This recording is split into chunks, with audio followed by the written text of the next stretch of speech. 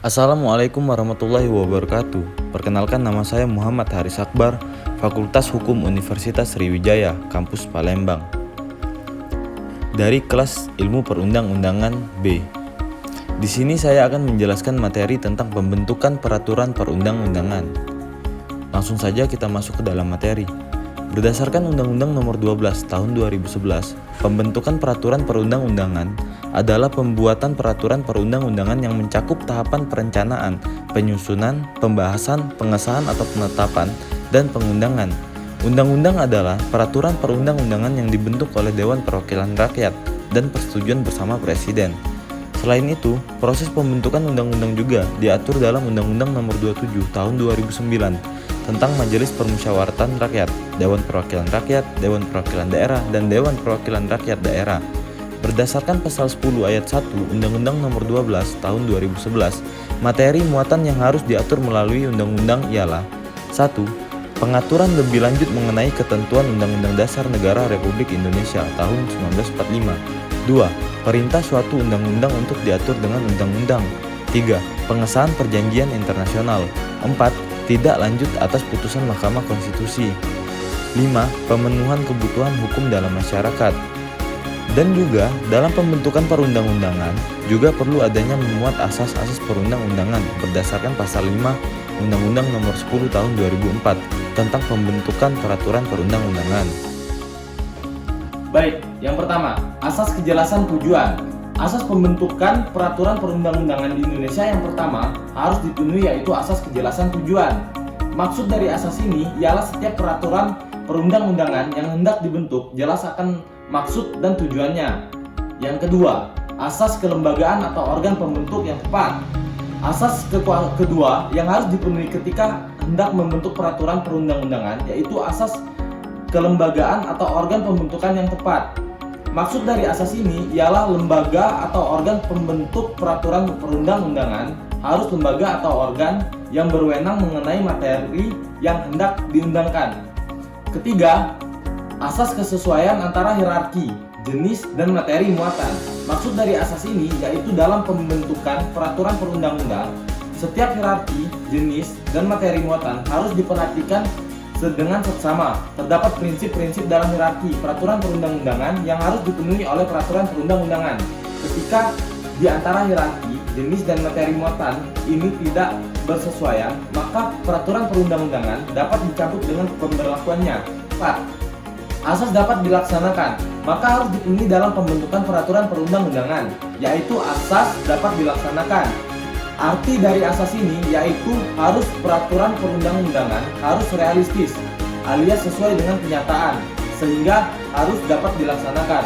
Agar dapat dilaksanakan, maka lembaga atau organ yang membuat peraturan perundang-undangan tersebut harus memperhitungkan efektivitas adanya peraturan perundang-undangan tersebut di tengah masyarakat, baik secara yuridis, sosiologis maupun filosofis.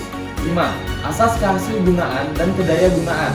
Maksud dari asas ini ialah setiap peraturan perundang-undangan yang hendak dibuat harus benar-benar dibutuhkan dan juga memiliki manfaat yang nyata bagi bangsa ini, berikut masyarakat dan seluruh warga negara yang ada di negara ini. Asas kedayagunaan dan kehasilgunaan ini merupakan salah satu ciri dan negara hukum. Yang keenam, asas kejelasan rumusan. Pembentukan peraturan perundang-undangan di Indonesia juga harus memenuhi asas satu ini, yaitu asas kejelasan rumusan. Yang dimaksud dengan rumusan ialah kalimat dari peraturan perundang-undangan. Ketujuh, asas keterbukaan. Maksud dari asas ini ialah dalam pembentukan peraturan perundang-undangan, tahap-tahap kebijakan publik yang dilalui harus transparan dan terbuka sehingga dapat dengan mudah diawasi oleh siapapun. Dan apakah setiap lembaga negara berhak untuk membentuk peraturan perundang-undangan? Lantas, lembaga negara manakah yang berhak membentuk peraturan perundang-undangan? Simak video berikut. Menurut Bagirmanan dan Kuntana Magnar 1987 memberikan pengertian peraturan perundang-undangan ialah setiap putusan tertulis yang dibuat, ditetapkan dan dikeluarkan oleh lembaga atau pejabat negara yang mempunyai fungsi legislatif sesuai dengan tata cara yang berlaku. Dengan demikian, tidak semua lembaga negara berwenang membentuk peraturan perundang-undangan. Namun kewenangan membentuk peraturan perundang-undangan tidak eksekutif dimiliki oleh lembaga atau pejabat negara saja, melainkan juga dimiliki oleh lembaga atau pejabat pemerintahan tertentu atas dasar delegasi pembentukan peraturan perundang-undangan. Lembaga negara yang berwenang membentuk peraturan perundang-undangan atas dasar atribusi kekuasaan dalam Undang-Undang Dasar 1945 adalah sebagai berikut. 1. MPR dalam menetapkan Undang-Undang Dasar Pasal 3. 2. Presiden dan DPR dalam membentuk Undang-Undang Pasal 5 ayat 1 junto Pasal 20 ayat 1 sampai ayat 5. 3. Presiden dalam membentuk peraturan pemerintah dan peraturan pemerintah sebagai pengganti undang-undang Pasal 5 ayat 2 dan Pasal 22.